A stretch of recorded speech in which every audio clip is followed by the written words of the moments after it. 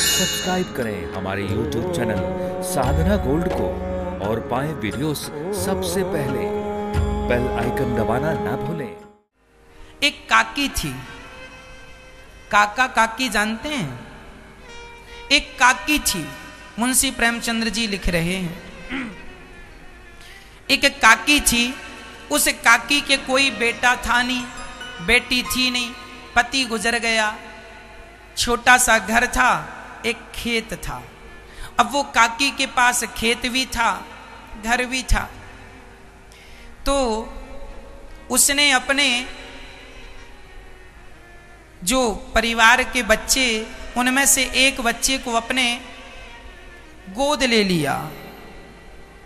जो उनके पति के बड़े भैया थे, उनके बेटे को उन्होंने गोद ले लिया। गोद ले लिया और उसका पालन पोषण किया, पढ़ाया लिखाया, समझदार बनाया। अब वो बच्चा उसे काकी काकी कहा करता, काकी काकी। उसका जब विवाह हुआ तो काकी ने अपना घर और अपनी प्रॉपर्टी, खेती सब उसके नाम कर दी। एक दिन क्या हुआ, काकी बुढ़ी हो गई, बहुत बूढ़ी हो गई। अच्छा, जो बूढ़े लोग होते हैं ना, उनका जरा स्वभाव चिड़चिड़ा हो जाता है, जरा अलग बदल ही जाता, सबका बदल जाता, तुम्हारा हमारा भी बदलेगा। ये हो जाता है बुढ़ापे में, सबके साथ होता है। वो काकी अपने बहू और बेटे के साथ, जिसको गोद लिया अब उसे बेटा ही कहेगी, बेटा बहू के संग रहने लगी। एक दिन उनके घर में उत्सव हुआ तो उन्होंने खूब, अब वो ना क्या करते, अपनी काकी को एक पुराने से कमरे में भेज देते, यहीं रहो, बाहर ना निकलना, ज्यादा बोलती हो, ज्यादा बात करती हो, घुसे रहो अंदर। बहुत अत्याचार किया।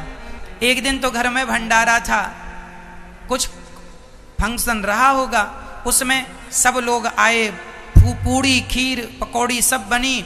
अब दादी उस काकी की जिहवा में पानी आए, कब पूड़ी मिलेगी, कब पकौड़ी मिलेगी। वो बाहर जा जाके देखे सब खाए क्या शुरू हुआ। अब बाहर आके कढ़ाई के पास खड़ी हो जाए, पूड़ियां देखे, जीभ में पानी आए।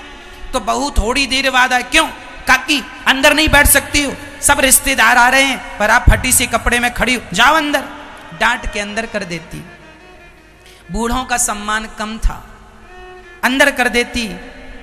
वो अंदर बैठी। फिर धीरे धीरे विचार हुआ, अब तो खा लिया होगा सबने, चलो मैं भी बैठ जाती हूँ, पंगत में खा ही लेती हूँ, भूख लग रही है।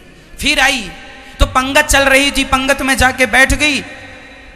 बहू ने फिर उठाया, अरे अभी रिश्तेदार खा रहे हैं, इनको खा लेने दो, फिर हम तो घर वाले बाद में भी खा लें, चलो।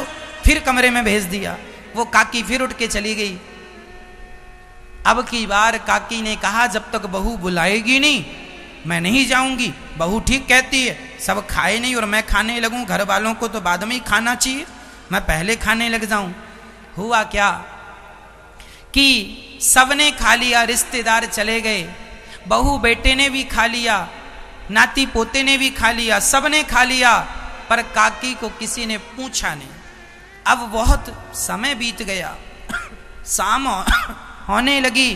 काकी को लगा जरा देखूं तो, जाकर देखा तो सुनसान, कोई रिश्तेदार नहीं, सब लगभग जा चुके थे। कुत्ते पत्तल चाट रहे थे। चारों तरफ नजर घुमाया, रसोई में कुछ नजर नहीं आया।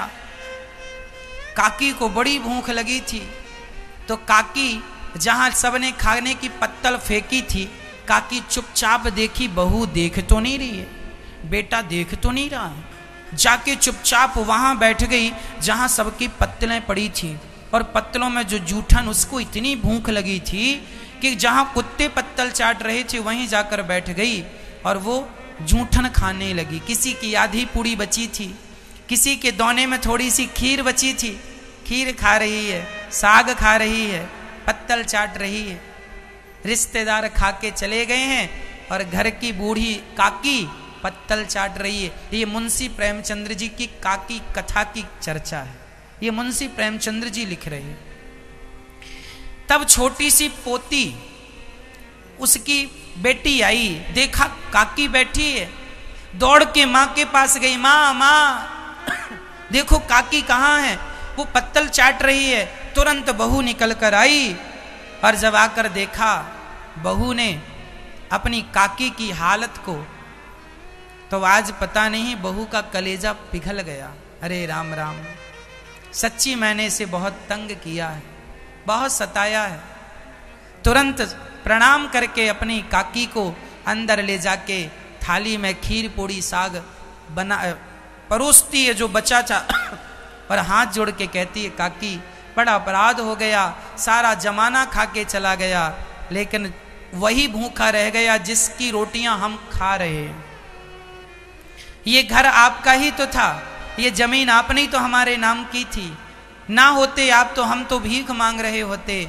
जिसकी संपत्ति थी उसी को हमने एक रोटी ना दिया, पत्तल चाटने पर मजबूर कर दिया। आज यही दुर्दशा है भक्तों। जिस माँ बाप की संपत्ति पे बच्चे ऐश करते हैं, वही बूढ़ी माँ घर से निकाल दी जाती है और निकाल दी जाती है। और जब बच्चों का विवाह, पोता पोती का विवाह होता है, तो उसके खाने के बाद पत्तलों पर कुत्ते तो चाट लेते हैं, लेकिन खुद की दादी को तो वो पत्तल भी नसीब नहीं हुई, पत्तल भी नसीब नहीं हुई। उस काकी को तो चलो पत्तल नसीब हो गई, पत्तल चाट रही है, पर ये जिनको बच्चों ने अपने घर से निकाल दिया और निकालने के बाद अपने बेटे का अर्थात पोते का पोती का विवाह कर लिया, सब तो आए होंगे ना खाने के लिए, सबने तो पेट भर खाया होगा, विवाह में रसगुल्ले खाए होंगे, पूड़ी साग खीर खाई होगी, खुद की दादी को नहीं खिलाया। जिनकी मेहनत के बल पर, जिनकी संपत्ति पर तुम उछल कूद कर रहे हो, वही आज घर से बाहर है और याद भी नहीं आती। ऐसा जमाना आ गया है। दास अनिरुद्ध रोज ये दृश्य अपनी आंखों से देखता है। ये कहानियां बिल्कुल साकार होती चली जा रही हैं। जो जो लिखा बड़े बड़े महापुरुषों ने, सब सही होता चला जा रहा है। वो काकी कोई और नहीं, आज की वो माँ ही वो काकी। हाँ, इसलिए कहा करता हूं, माँ बाप की सेवा जरूर करना, माँ बाप की आंखों में आंसू ना आने देना।